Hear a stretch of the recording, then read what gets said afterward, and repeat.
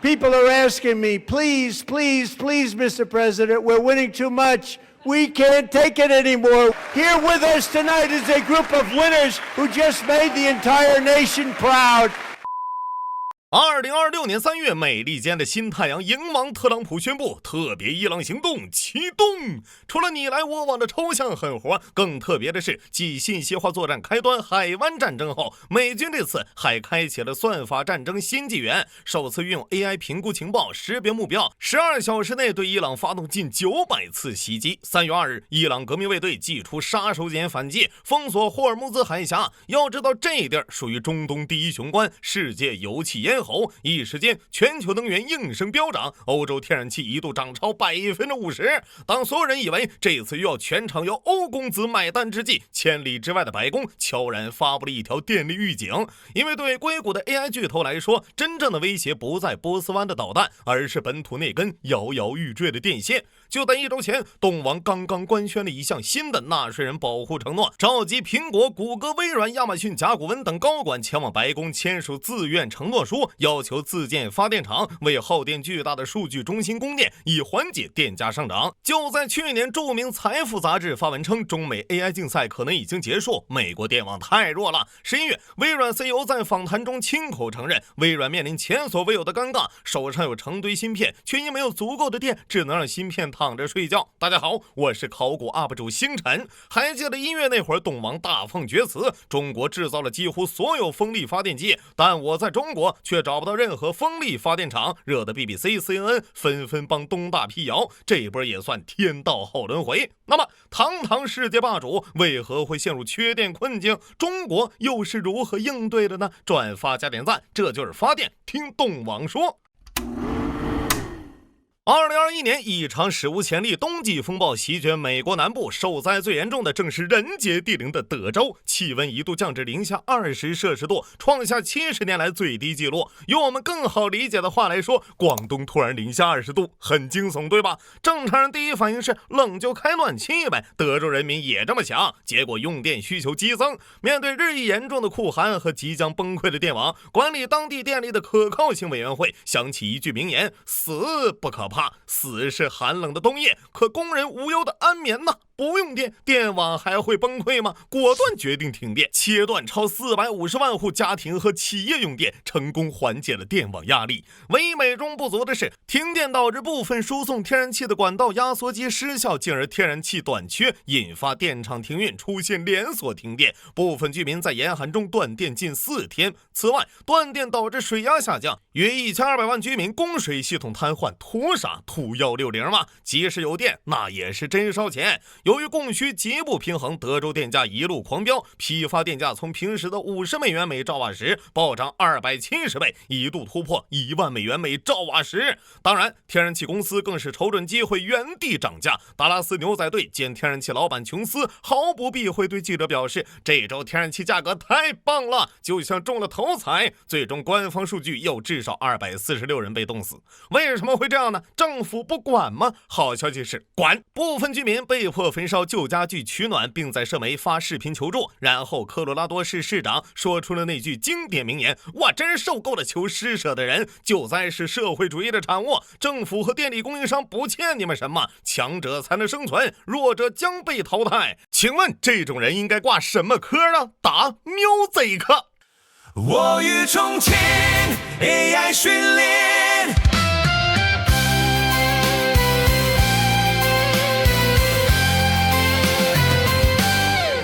崩溃瑞士论坛前，雄心壮志难实现，看尽了德州大街风雪漫天，酷寒中断电，千万线卡在铜线，千万方无化火焰，无非是在配电前再发几篇演讲又应变。窗外老旧的灯，褪色的线，个个100面，国会该占了，手该鼓了，再重印一遍。我欲重建 AI 训练，东大的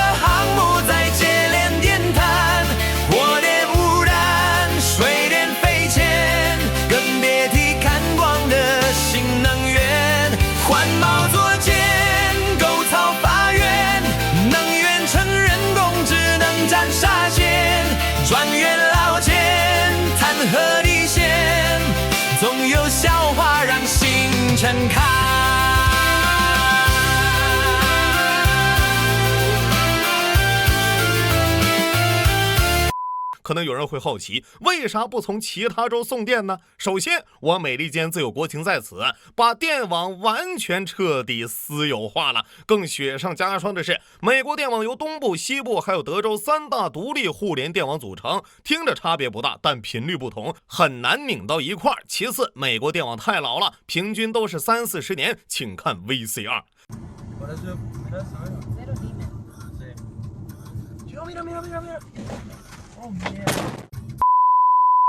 怎么说呢？众所周知啊，星辰我是00后，这木头电线塔都能给我整出梦盒的既视感了。2018年，加州史上最大山火导致85人遇难，事后查明是太平洋天然气和电气公司运营的输电线路故障引燃山火。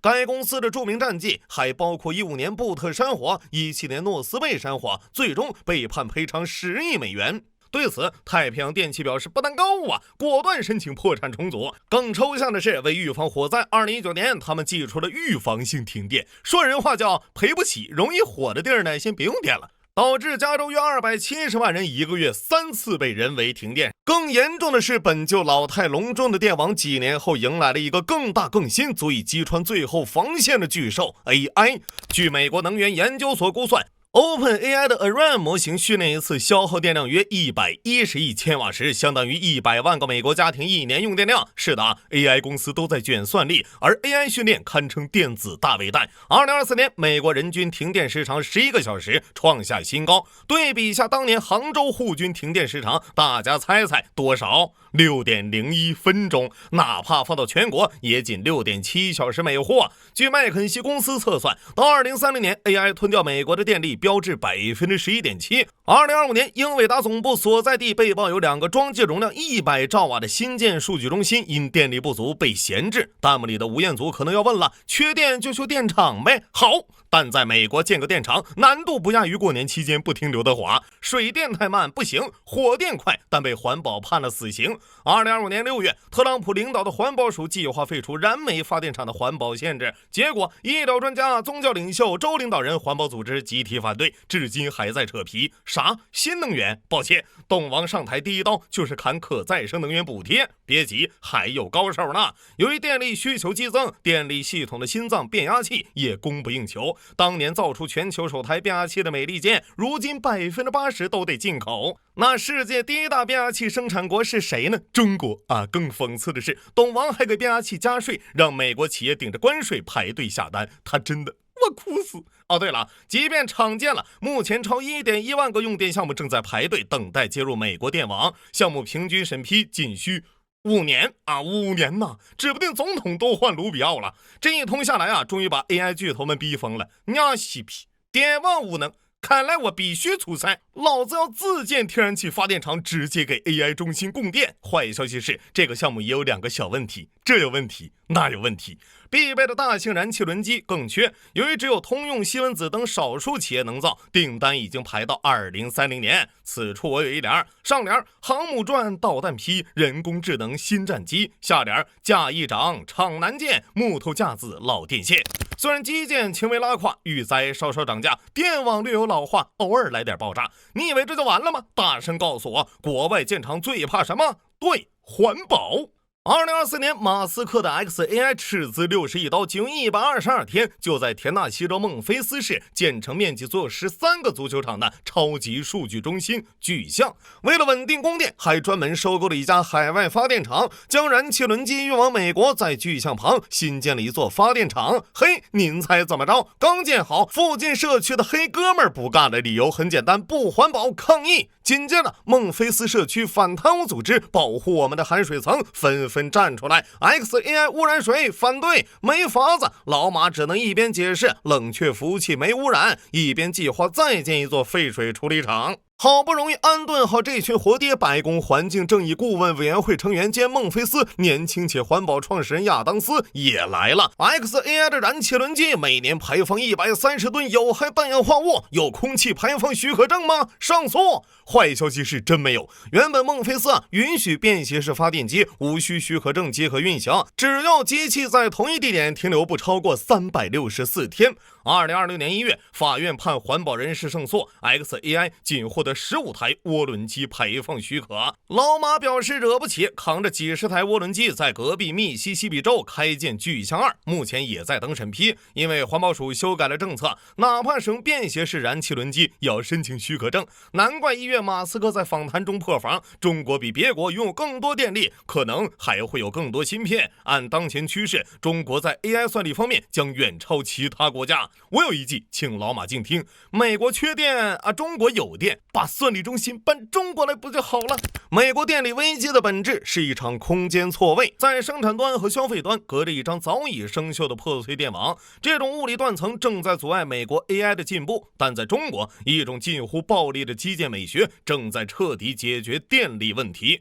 中国目前的发电装机容量 3.7 太瓦，是美国的2倍多。不仅如此，中国还在编织一张足以支撑算力狂飙的绿色电网，而这张电网的心脏恰恰跳动在遥远的中国西北新疆。如果说美国 AI 正在被电力卡脖子，那么新疆正在成为中国 AI 产业供血中心。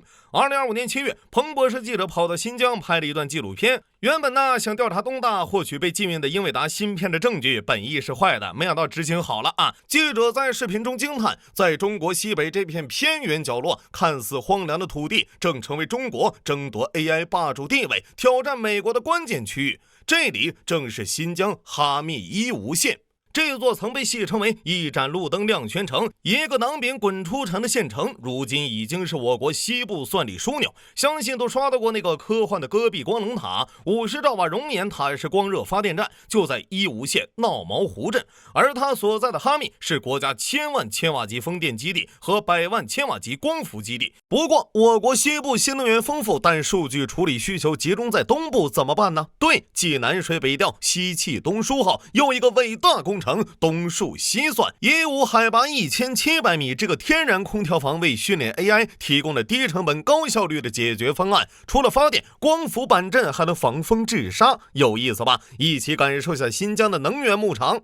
2024年12月，我国单体装机规模最大的沙歌荒光伏基地中绿电弱枪 4.0 兆瓦光伏项目在新疆完成并网，面积相当于10647个足球场，预计每年能满足200万户家庭用电需求。一排排2米多高的光伏板不仅是发电设备，还能防风固沙，光伏板遮阴又能减少地表水分蒸发，促进植被生长。截至2025年9月，新疆电网新能源发电量突破1000亿千瓦时，电用不完呢，那就将电外送。2025年6月，哈密至新疆800千伏特高压输电配套新能源项目投产，仅需0.007秒，能将新疆的电送到2260公里外的重庆，目前还覆盖江苏、四川、湖南等20个省市。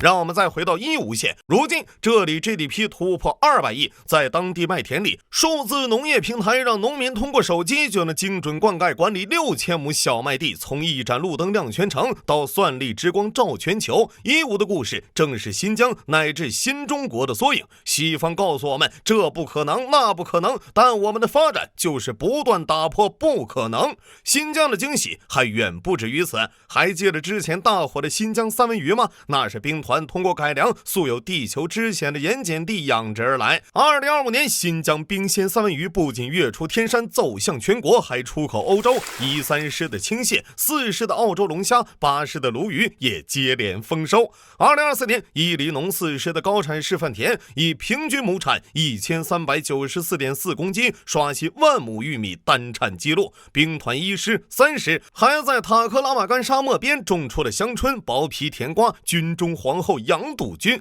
去年是自治区成立70周年，12月，世界上最长的高速公路隧道天山胜利隧道全线通车。要凿穿横亘万年的天山山脉谈何容易，但施工场地上有这样一句话：海拔再高也高不过群众利益。天山胜利隧道通车后，加上在建的独库高速和昭温高速，新疆将拥有7横8纵的高速网，向西可以连接中亚任何一个国家，向东可以抵达中国所有城市。2025年10月，新疆阿拉山口和霍尔果斯累计通行中欧班列突破10万列，通达21国。这块落寞千年的亚欧大陆的心脏正在重铸丝绸之路的荣光。交通进步也助推了旅游。2025年，新疆接待游客3.23亿人次，创下历史新高。其中1至7月，仅伊犁州就累计接待国内游客5493.29万人次。是的，新疆的发展就是在这样不断的自我突破中迎来新生。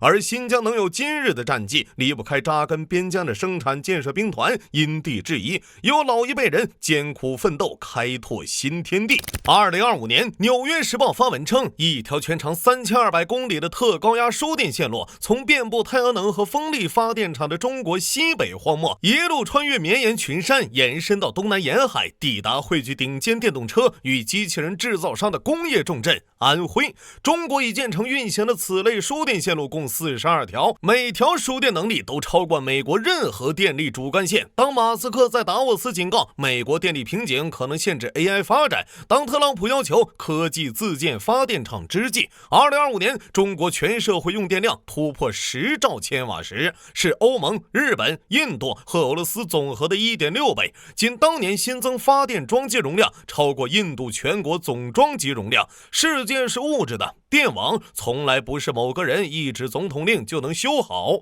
正如被西方封锁却越来越好的大美新疆，还有创下人类工程奇迹的天山胜利隧道，以及新中国成立后逐步走到世界前列的航天、高铁、工业，这背后有无数如同徐春堂老人将薰衣草产业发展壮大的科研工作者默默付出，也有我国因地制宜、放眼长远的智慧，更体现的是所有中国人的集体英雄主义。从来就没有什么救世主，也不靠神仙皇帝，要创造人类的幸福，全靠我们自己。